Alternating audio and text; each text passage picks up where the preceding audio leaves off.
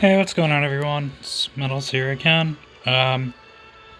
So, in this video I think we're going to talk about Deep Talents, which is a new system that unlocks at level 80. And there's a lot of questions from people who don't really understand how the system works, so I figured I might as well make a little bit of a guide on it. So firstly, once you reach level 80, you can unlock Deep Talents. Deep Talents is essentially an additional talent tree that's different for each class. So I'm going to reset my talent points here. You can reset your talent points for free anytime you want. The stupid bond thing, please get out of my face. Thank you. So every class has 3 trees, so this is the one for Blade Master. We have the tree on the left, which represents our Myoto form, our tree in the middle, which represents our tanking tree, and our tree on the right, which represents our Adachi tree. Now, basically, the way to categorize these is the left tree is for PvP, the middle tree is for tanking, and the right tree is for DPS. The reason as to why I say the left tree is for PvP, you'll see in just a second. Anyways, so in order to get talent points, you get talent points in 2 ways. So you start with 5 talent points when you reach level 80, and every level you get 1 additional talent point. But you can also get talent points through Refinement Sets. So Refinement Sets are essentially our set gear. So as you can see, there's 2 types of sets. There's the Dragon Slayer set and the Warmonger set. I'll explain what these are in a second. So in order to unlock these sets, you have to acquire emblems. There's 2 types of emblems, Pve Emblems, which are used for the Dragon Slayer set, and the Battleground Emblems, which are used for the Warmonger set. As you might have guessed, these sets are specialized for PvE and PvP. But the thing is that as you can see, you can switch between these sets at any point. But the thing is that the talent points, these actually give you additional talent points.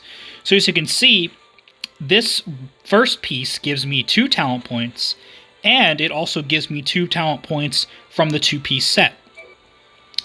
So I have this one, which gives me 2, so 1, 2. This one gives me another 2, and the set also gives me 2. So I'm getting 6 talent points from this 2-piece set. And on my Warmonger, I have 1 of the 2-piece set, which gives me another 2. So I'm getting an additional 6 talent points, because even if this isn't your active plan, your active refinement set, you'll still get the talent points from them. Now, what stats do these actually give? Well, let's actually, let's take a look. So the stats are the same for every class. So let's go to the vendor. So if you click on use, you'll go to the emblem vendor. So here's the Battleground Emblem 1 and Pve Emblem 1 vendor. So as far as I know, the only way right now to acquire these sets is to actually play the game. Great. So this is basically the first set of set gear. It looks like this is going from level 80 to 89, and then once the 90 cap hits, we'll be able to get, I assume, 90 to 95 or 90 to 100. So you can also use these emblems. As you can see, the Battleground Emblems you can exchange for a pet enhanced set, but it's just not worth it until you get the rest of the set. An Amethyst Potion, Paint Can, PvE Potion, you can trade for Sapphire Potions, find mod parts, Cracked Bee Gems, and again, Paint Cans. So, as you can see, each one of the 2-piece sets costs 600, and you can see the stats here. So here's the first stat for the first piece. It gives crit 181, AP 181, and 86,000 HP. The second one gives HP 14,000 and 723 P attack and M attack. The first of this set gives P defense and crit. The second one gives M defense and AP. The third one gives P attack, M attack, multi-strike, and HP. And then this one gives HP, P attack, M attack, and cooldown reduction. Now, so these ones are going to be used mostly for PvE. As you can see, their stats more oriented toward PvE content. And overall, they're going to give you a higher rating as well. Now, the Battleground Emblems, this is where things get interesting. You might remember in the previous video how I said how good dodge is, because there's no way to increase dodge percent as of now. Well, now there is. So, if we go to these, you can see the stats. So, Blood Purifier 1 gives you 55,000 HP and 166 Smite and Toughness. What the hell is that? Well, Smite and Toughness are PvP stats. So Smite increases your damage to other players, and Toughness decreases damage from other players. So these are direct PvP stats that you can only get from these refinement sets as of right now. The second one gives HP, P attack, M attack, and Smite and Toughness. The first one of the 4-piece set gives HP, P defense, Smite, hit level, so that's your hit percent, and down resistance. The second one gives Toughness, dodge level, and aerial resistance. The third one gives P attack, M attack, P defense, Smite, delay effect, so a higher chance of proccing delay, which is stun, and freeze resistance. And the fourth one gives you Toughness, delay resistance, and slow resistance.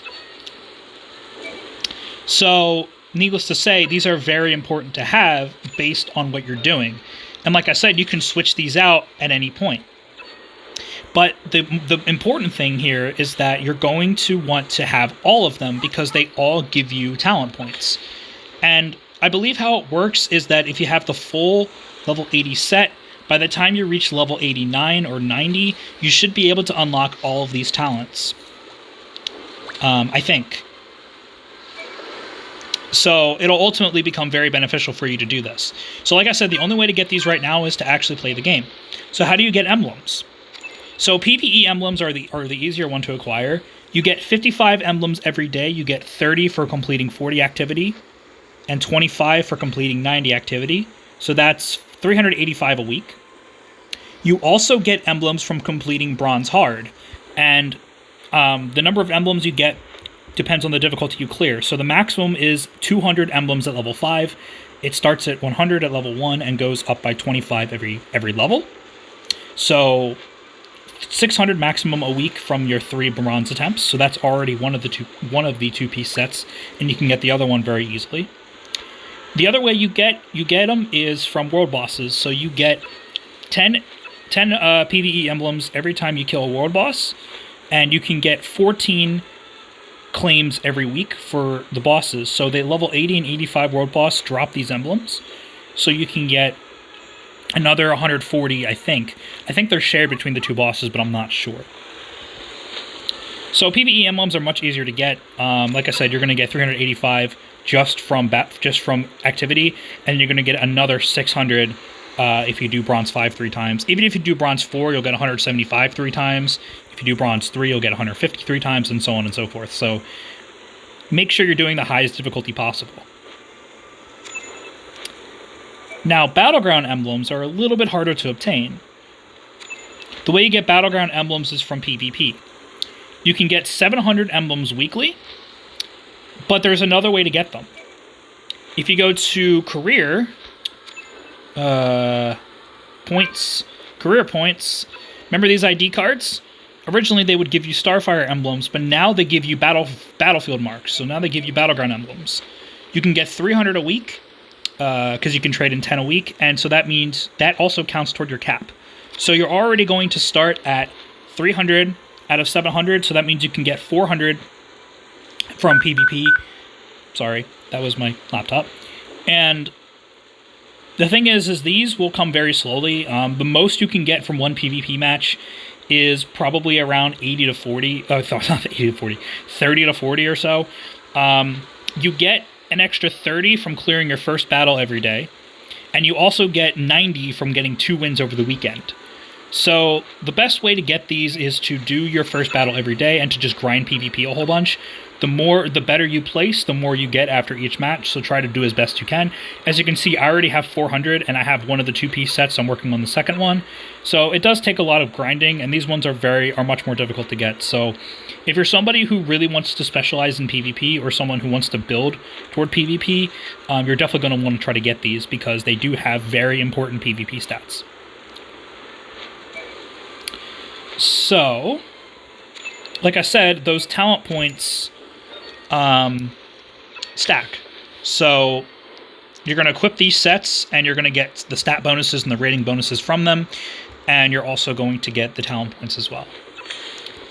So let's then talk about the talent points. So the talent points of the talent tree, so I'm going to talk about the one for Blade Master specifically. So the reason as to why I say the Myoto forms for PvP is because of these two first abilities here. So the first one increases your armor pen, which we never really had any ability that really increased our armor penetration until this one. So now we can increase it at max level by 15%, which is huge. This is the only class, Blade Master is the only class that can really do this.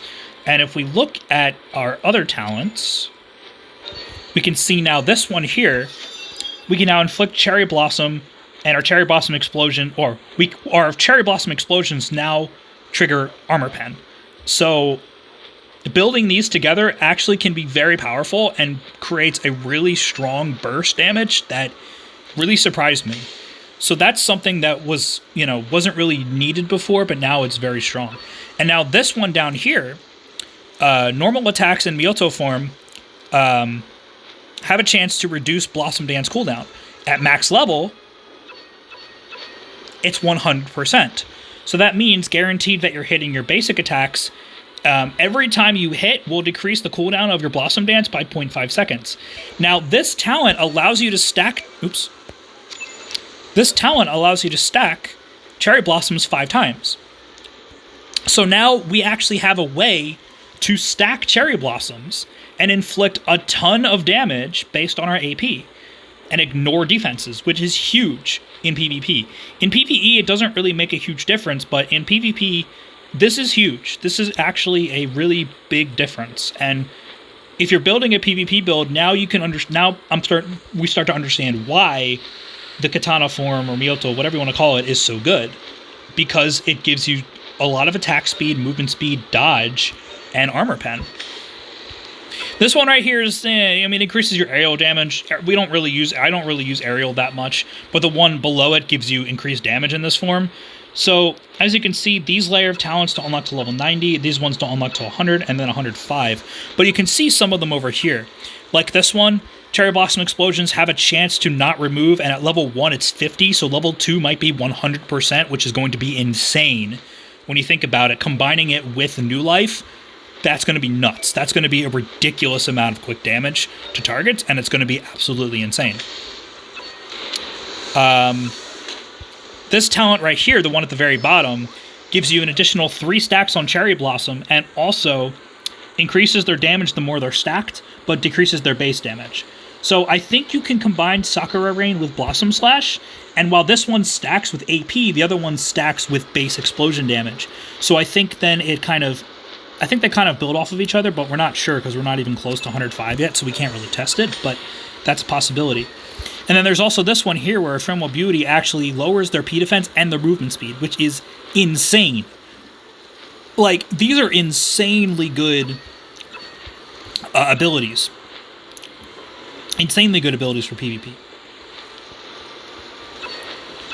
So the one in the middle is for tanking. The first one gives you a straight physical defense boost, and then the second one just gives you a straight HP boost. So this is the best you can get right now, but next we'll be able to get increased movement speed when a target is killed and cooldown for all skills. This one can be pretty good for PvP, otherwise it's kind of pointless.